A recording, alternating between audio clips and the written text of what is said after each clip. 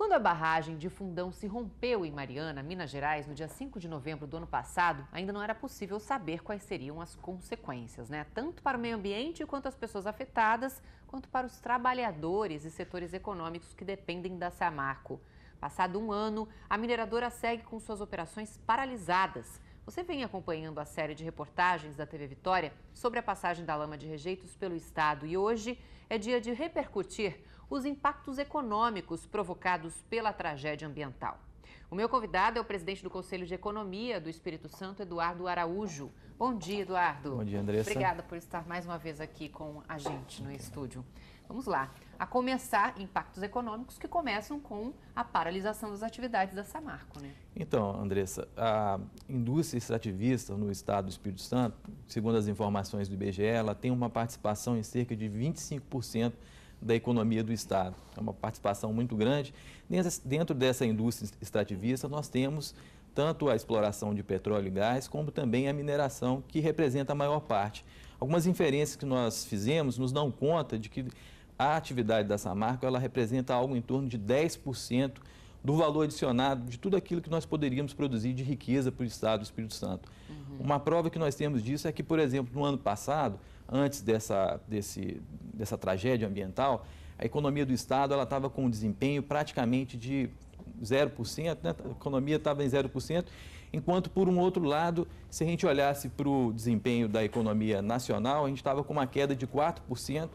De lá para cá, o desempenho da economia capixaba, então, teve uma queda abrupta. Nós chegamos agora, em setembro, segundo as estatísticas do Banco Central, o Índice de Atividade Econômica do Banco Central, nos dando conta que nós temos uma queda de 12% na economia do estado. 12%? 12%. Então, as nossas estimativas nos dão conta que a gente deve chegar no final do ano com uma queda em torno de 11%, 10%. E se a gente olhar para o país que está com essa estagnação de 3,5%, é sinal de que o desempenho econômico do estado vai ficar 3 vezes pior do que aquilo que nós temos no Brasil. Então, isso de fato é grave. É grave também porque, ao termos essa queda tão significativa num único ano, é como se a gente estivesse retrocedendo com a economia do estado a um estágio de 2010. Então, Nossa. todo o crescimento econômico que nós alcançamos em 11, 12, 13, 14, sem essa parte, né, dessa atividade de mineração, é como se a economia ficasse aleijada e então a gente ficasse com essa queda que é tão significativa, impacta, como se sabe, né, na questão dos empregos. Nós temos cerca de 43 mil postos de trabalho formais no todo da economia do estado que nós perdemos. Então, isso é de fato um impacto grande, né?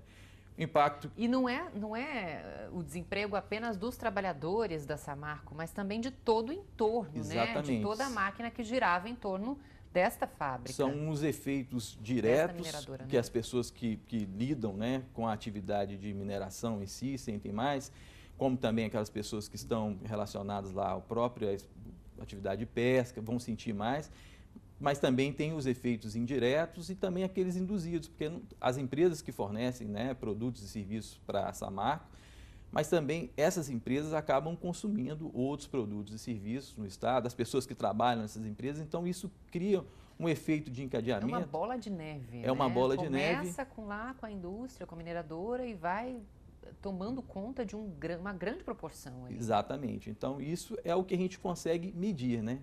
Existe aquela parte também dos impactos econômicos que a gente não consegue, às vezes, avaliar, que são os ativos intangíveis. Então, se fazendo um estudo mais aprofundado, a gente teria que criar condições de tentar mensurar coisas que são difíceis de precificar, a perda das vidas humanas, né? Sim. Que estão envolvidas, o próprio impacto do meio ambiente, né? Aí os peixes, o próprio rio. E também traz consequências econômicas, Traz né? consequências econômicas que são ativos que muitas vezes a gente não precifica porque são bens públicos, estão aí disponíveis, né? O pescador vai lá no rio, retira o peixe e comercializa, mas em tese, na economia, a gente ainda não dá preço para essas coisas, mas na medida que elas começam a se tornar escassas, como a própria qualidade da água, enfim, isso... A gente tem até notícias de que algumas cidades, as pessoas não conseguem, não estão tendo coragem de consumir a água fornecida, né, nas torneiras, acabam tendo que consumir só água mineral.